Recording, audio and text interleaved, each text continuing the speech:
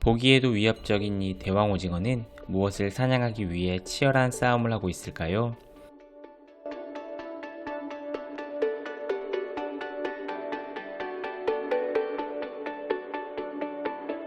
몸 길이 12m가 넘고 무게만 1톤에 육박하는 거대한 대왕오징어는 무엇을 사냥하는 중일까요?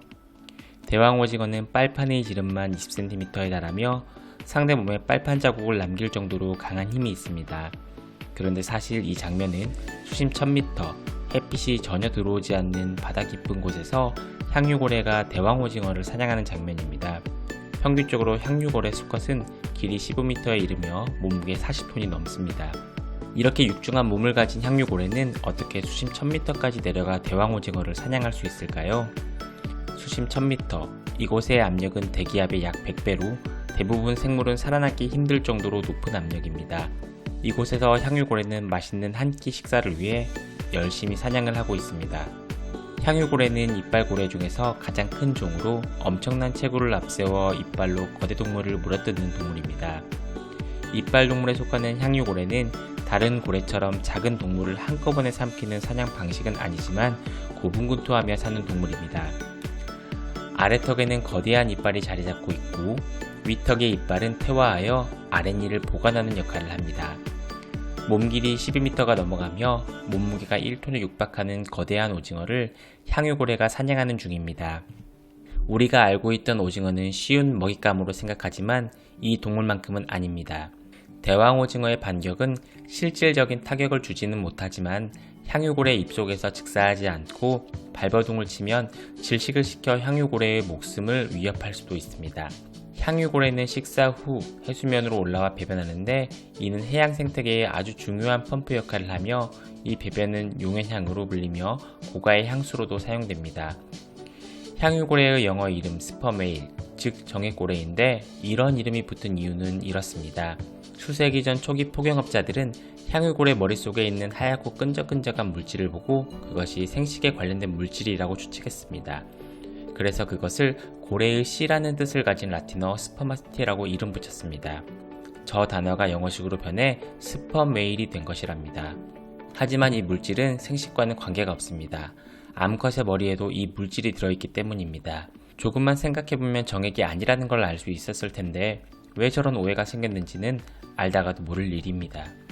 과학자들은 그것의 생물학적 기능에 대해 알아내려고 오랜 시간 노력했습니다.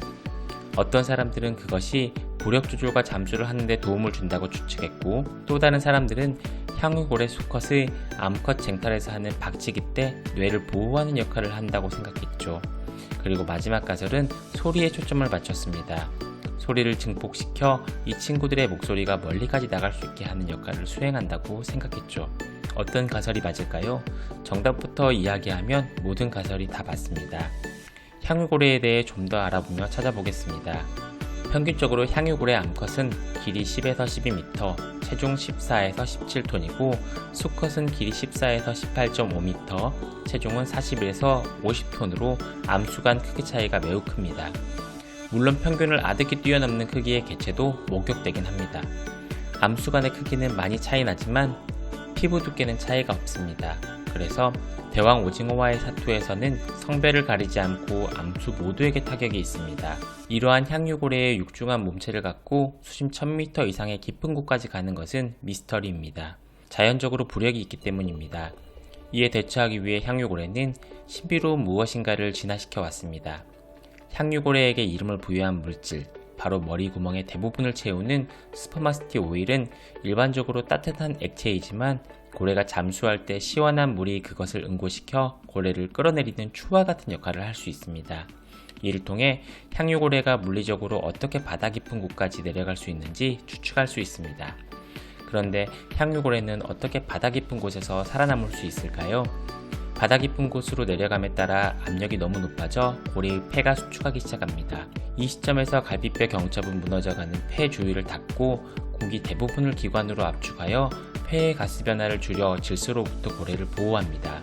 폐에서 산소를 얻지 못하는 것을 보완하기 위해 고래는 육지에 사는 포유류보다 산소 함유 분자인 헤모글로빈과 미오글로빈의 농도가 훨씬 높습니다.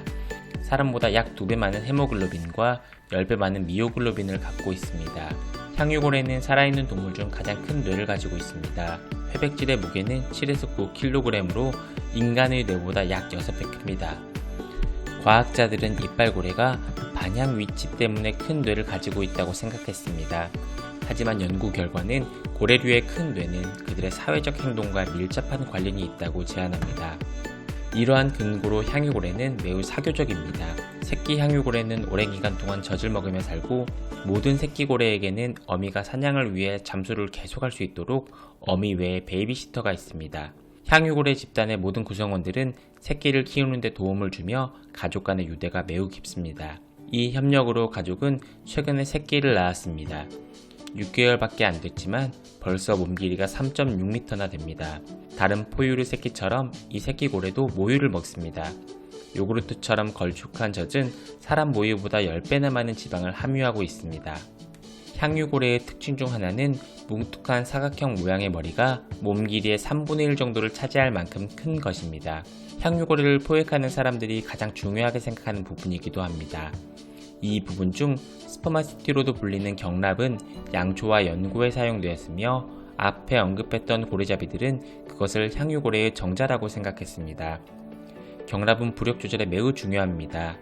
뿐만 아니라 경납은 의사소통에도 매우 중요한 역할을 합니다. 바로 발생하는 진동을 받아들이는 역할을 합니다. 이를 통해 큰 머리 안에 있는 공기주머니를 사용해서 독특한 딸깍 소리를 냅니다.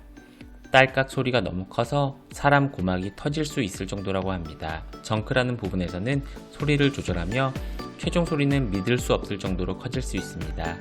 향유고래는 약 236dB의 소리를 낼 수 있으며 사람의 고막은 150dB에서 터집니다. 우리의 정상적인 대화는 약 60dB에 불과합니다. 그리고 놀랍게도 여러 마리가 정확히 같은 패턴의 소리를 반복할 때조차 이 각 개체의 독특한 악센트를 알아듣고 서로를 인지합니다. 향유고래가 소리를 낼 때 가장 자주 들리는 독특한 패턴을 코다라고 합니다. 향유고래의 코다는 일종의 모스보호처럼 들리며 딸깍하는 소리의 패턴이 뚜렷합니다. 어떤 소리를 내는지 잠시 들어보겠습니다.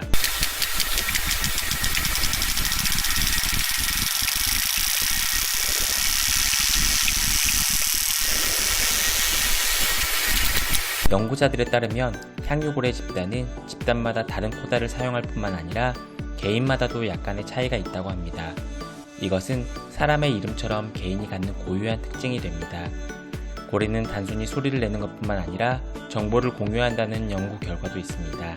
이 포경의 역사적 기록을 살펴보았을 때 성공적인 작살 공격이 처음 몇 년 동안 사냥을 한 후 50% 이상 감소한 것을 발견했습니다. 연구원들은 이러한 원인을 향유고래들이 포획을 피하는 방법을 공유하고 있었다고 생각합니다. 사람들은 자신들의 이기적인 욕심을 위해 수백 년 동안 향유고래를 포획해왔습니다. 고래기름으로 만든 경납은 연고나 화장품 등의 원료가 되며 향유고래의 장 속에서 만들어지는 용인향은 고급 향수의 재료가 됐기 때문입니다. 이로 인해 향유고래는 멸종 위기에 처했고 현재 국제사회는 상업적인 목적을 위한 고래잡이를 금지하고 있습니다. 하지만 고래에게 추출한 성분이 화장품뿐만 아니라 의약품으로서의 가치도 있다며 일부 국가에서는 고래잡이의 허용을 주장하고 있습니다. 이러한 이유로 멸종 위기에 처한 향유고래에게 우리의 더 많은 관심이 필요해 보입니다. 시청해주셔서 감사합니다.